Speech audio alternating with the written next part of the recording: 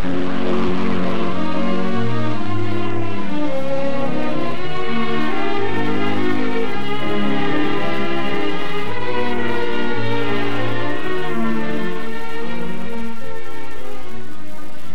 in the heart of the island of Newfoundland, nestling at the mouth of the Gulf of St. Lawrence, lies its caribou country, stretching away mile after mile through fields, lake, and forest. Let's join Lee Wulff, internationally famous sportsman, at a wilderness camp, where he and Jim John, one of the province's most famous guides, are topping off preparations for a caribou hunt with a typical Newfoundland mug-up. They travel the high and fairly open country in search of game and watch a flock of Canada geese fly away in an easy climb. It is September, and the young geese of this brood have grown large and strong, almost ready for the long migration that will soon take them far to the south for the winter. Heavy from their rich feeding of berries at this season, geese too are appetizing and satisfying game. But the interest of this hunt is centered on seeking out a big caribou stag. And somewhere out on the high rolling country, beneath the flying geese, the hunter is sure to find one.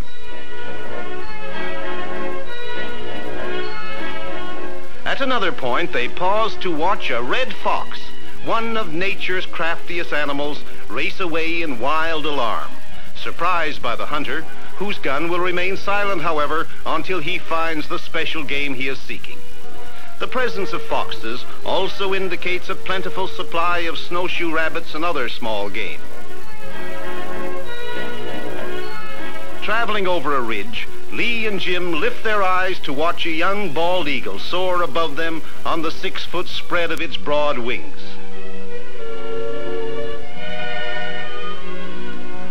Entering a small glade in the forest, a sudden movement draws their eyes.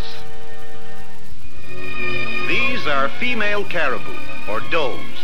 Does sometimes have small horns that differ in shape from those of a stag, and the doe also lacks the distinctive white neck ruff worn by the male at this season. These does take little alarm at the first men they have ever seen and move off unhurriedly.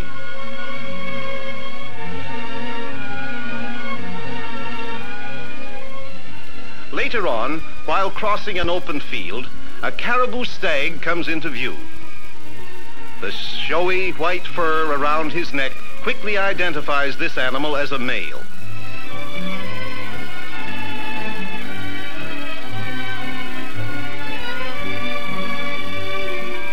But a study of his antlers through the binoculars shows him to be a young stag, whose horns lack the majesty they will attain when he is fully grown.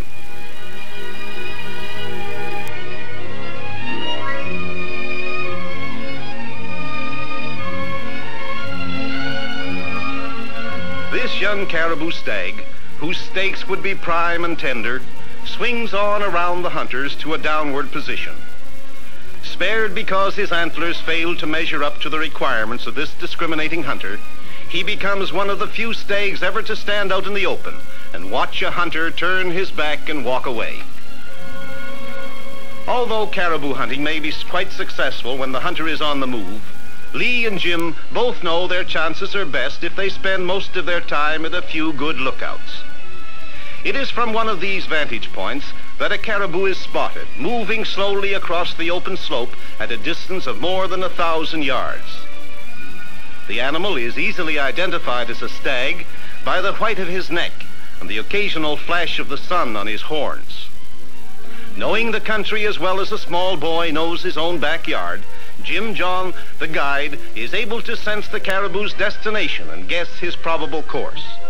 Out of sight and downwind from the animal, he and his hunter travel swiftly, but not swiftly enough to reach the first possible point of interception before the caribou has crossed that particular ridge.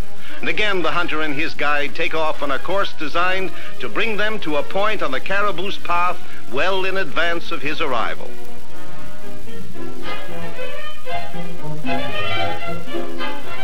This fully grown caribou stag, sleek and beautiful, weighs nearly 400 pounds and carries a truly impressive set of antlers, a splendid trophy, and a bountiful supply of fine wild meat. Setting his sights at 200 yards, Lee brings the gun to his shoulder. The caribou, now out in the open, tests the wind for danger. When the aim is perfect, the shot drops the stag in his tracks. Hunting is the regulated harvesting of Newfoundland's game crop, designed to give the greatest return in sport as well as in meat, something that is particularly valuable in a province where few domestic animals are raised for slaughter. A good shot and a clean kill. Jim skins the cape for mounting and prepares the meat for the carry back to camp. On the first trip out, Lee carries the head, while Jim shoulders about a third of the meat in a pack improvised from the hide of the caribou. The remaining meat is left at the kill until a second trip can be made to carry it all back to camp. None of it will be wasted.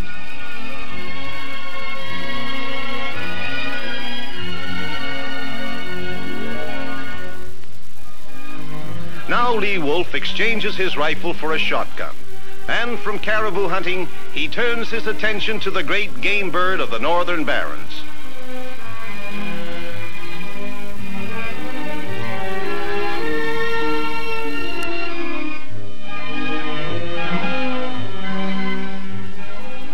These are ptarmigan, which the Newfoundlanders call partridge.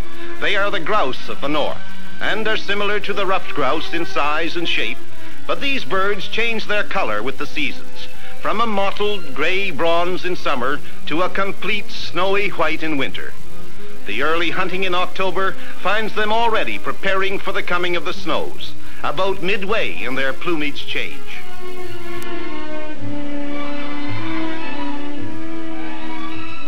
Ptarmigan hunting is done in open country, on the wild meadow, the barrens, and the burned-over areas, where it is easy to follow the movements of the setter as he covers the ground in his search for the scented birds.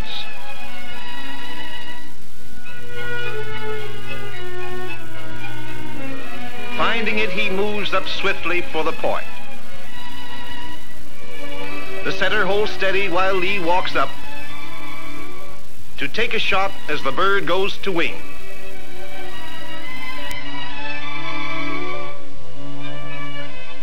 And to complete a double for a second ptarmigan as it roars into flight from another quarter. The bird flights in this film are slowed to half speed.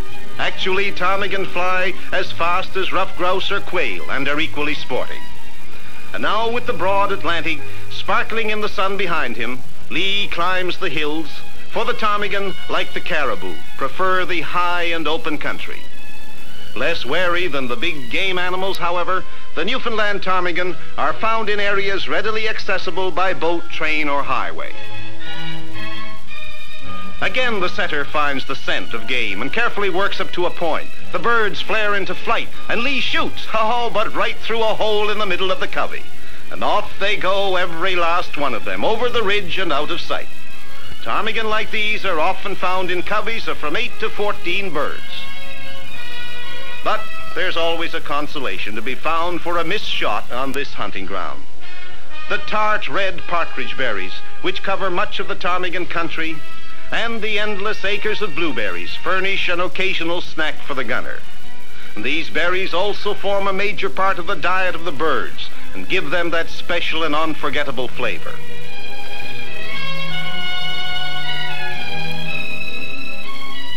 Meanwhile, the setter has located another covey and stands like a statue while he waits for Lee to come up, flush the birds, and take the shot. Ahead of the dog, a single strutting partridge on lookout blends into the background foliage. But a moment later, when the birds go to wing, all the hidden white feathers that will match the winter snows flash into sight. And this time, Lee's aim is true, and each shot brings down a bird.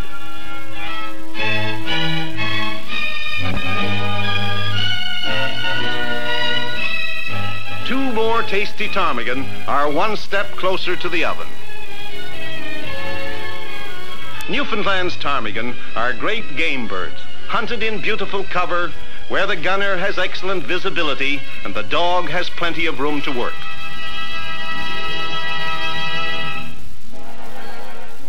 Not all the island's gunning is confined to field and forest, however. There's exciting hunting to be had on the sea as well. Each summer brings great herds of pilot whales, better known to the natives as pothead whales, into Newfoundland's bays and coastal waters within easy cruising range for small power boats. For this sport, we go to sea in a 40-foot cabin cruiser. The lookout spots the whales and shouts, "There they blow!" a signal for the entire crew to go into action. Quickly, the harpoon is made ready. It consists of a swordfish dart set on a steel shaft at the end of a 14-foot spruce pole and attached to 100 fathoms of 9-thread manila rope. This equipment is normally used for the harpooning of swordfish, which average a few hundred pounds in weight. But it is very light gear for these pilot whales, whose weight is counted in tons instead of hundreds of pounds. The boat moves in slowly among the surfacing whales, seeking to reach a point within throwing distance of one of the larger ones. Here comes the opportunity, and Lee throws the harpoon, sinking it deep as the whale starts his dive. The harpoon pole comes free on its separate line, and the pilot whale threshes momentarily in a flurry of foam, while the skipper and crew keep vigilant watch, ready to turn and race out of the way should the frenzied whales smash toward them. Although these whales are small, as whales go, they are still possessed of amazing strength and power. The light equipment being used calls for alert and careful handling of both boat and harpoon line. When the whale sounds for a long, deep run, a buoy is thrown over to keep the end of the line afloat, so that it can be picked up later at the end of any particular burst of speed which has been too swift for the boat to follow. Any holding back on the rope on one of these wild runs would snap it like a thread. The same type of playing that is used in landing a big game fish is required here to avoid breaking the line or pulling out the small dart. After several long runs, the pilot whale rejoins his herd. Now, enough pressure must be exerted on the rope to tire him further and pull him away from the others. Once separated from the rest of the herd, the harpooned whale can easily be identified, and Lee will try to finish him with a shot from the rifle. This is tricky shooting from the deck of a moving boat, for the target is a very small one, as only a brain or spine shot will be fatal. The bullet is struck, and the whale goes down. All hands to the line now, as the rope draws the whale in toward the boat. But the pilot whale was merely stunned by the bullet, and reviving, he starts off on another run, while the flying coils of rope whip dangerously close as the line speeds through the hands that control it. It becomes obvious that at least one more bullet will be needed to subdue this heavy seagoing mammal. Now the shallow angle of the rope indicates the whale will soon come up again for breath. And as he breaks the surface, another slug strikes home. All whales are notoriously hard to kill. A bullet through fin or flesh has no immediate effect, and a bullet striking the water first loses its power to penetrate. Already 2 shots have gone into this whale's skull, yet it will take still another to finish him.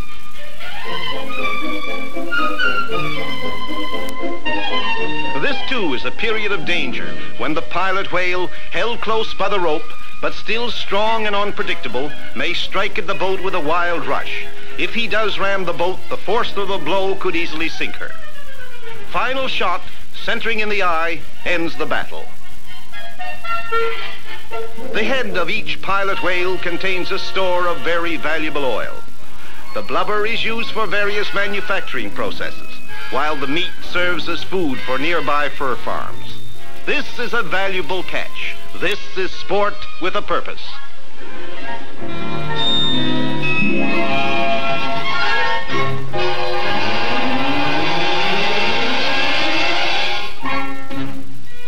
Now we go back to the wooded valleys, where Lee and a guide canoe quietly through the reflections of a smooth-flowing river. This is moose country in the early fall. Paddle blades dip quietly among the lily pads that line the shallows. Lily pads whose stems and roots are one of the favorite foods of the moose. A calf moose swims across the river in advance of the canoe. This is just a baby moose, not yet 6 months old, yet he weighs about 200 pounds and is already an accomplished swimmer.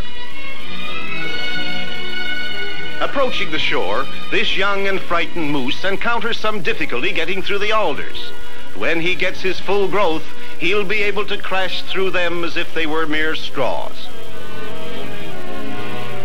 Farther along the stream, a cow moose, mother of the calf, takes a quick look at the hunter and his guide before disappearing into the bush.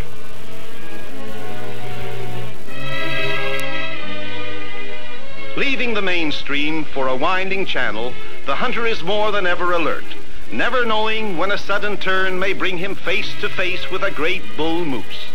And he can never know how many moose stand watching, unseen, behind the stream's fringe of alders as they paddle by. At the head of the open water, Lee and his guide bring their canoe to shore in order to hunt the higher ground on foot.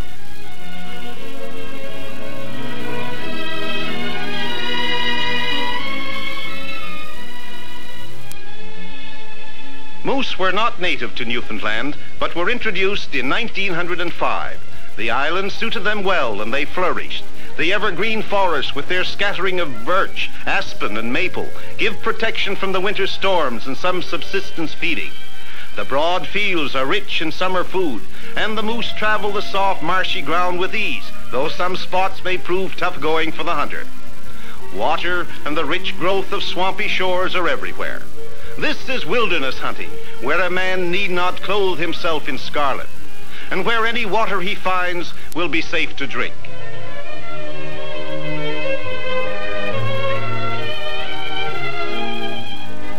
The Canada jay is common to these northern forests. It has little fear of humans, and a few hours' time will usually tame one of these wild birds into a friendly camp companion.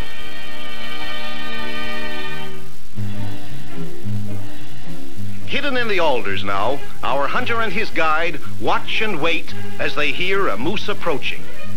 It turns out to be an old bull that has apparently suffered a serious injury some months before. Only one antler has developed, and that in a short and stubby growth. His gait is awkward and crippled. And although he is a big bull and legal game, he is no worthwhile trophy, and his meat would be tough and stringy. Lee holds his fire. Perhaps that moose was lucky after all. A dead tree standing alone offers a good view of the surrounding open country, and a full-grown moose like this one can be seen for a long distance. Here is a bull to quicken the hunter's heartbeats.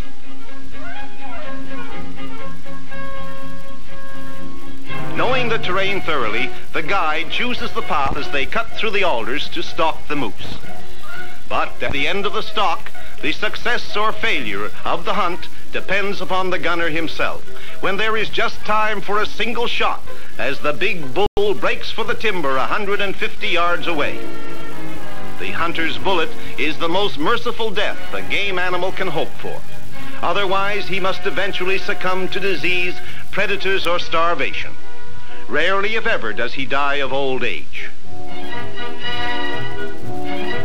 Lee uses caution in approaching this bull, which weighs in the neighborhood of 1,000 pounds. A single well-placed shot has brought down a magnificent trophy and harvested many hundreds of pounds of choice meat. The massive head and some of the meat come out on the first trip, with the balance of the meat to be carried out later. A canoe trip, combined with either hunting or fishing, or both, makes an interesting vacation. The canoe travels silently and easily along the natural highways of the backcountry. Through intimate narrow channels, down broad stretches of quiet water, and safely through the deep runs amid tumbling white rapids that lead back to the base camp.